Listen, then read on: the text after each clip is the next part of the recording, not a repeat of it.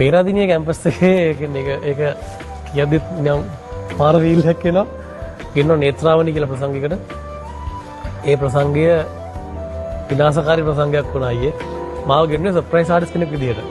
අයියේ මේ ඔයාව සර්ප්‍රයිස් ගෙන්නන්න ඒවා කළු පාටයක් අරන් එන්න. ඔයාව ලයිට් ස්පොට් කරලා ගේනවා කියලා. ඔක මල්ලි මං ඇවිල්ලා සින්දු කියලා යන්න සල්ලි එපා. සර්ප්‍රයිස් වුණ නැත්නම් ඒ ලැජ්ජයිනේ. මේ හැබැයි මං ගිහිල්ලා සිං කළා මේ මගේ ගීතය කියලා సంతాන කියලා පටන් ගන්න කියන් යද්දී ළමයි 10000ක් විතර. ඒක මං ඇද ඇඬුවා වීඩියෝ එක තියෙනවා. මං දන ගහලා වැඳලා ආවේ ඇත්තටම. ඒ කියන්නේ මට මේ ෆීල්ඩ් එක හම්බෙලා තිබ්බෙත් නෑ. මං දනන් හිටියෙත් නෑ. සින්දු අහලා තිබියේ. සරසරියේ අපි කියන්නේ ජිම් එකේ ෂෝ එකක් කියන්නේ ගායකයෙක් හෝ ගායිකාවකට ඒ විශ්වාසය ලබන්න පුළුවන් තරක් මේ සසිකක්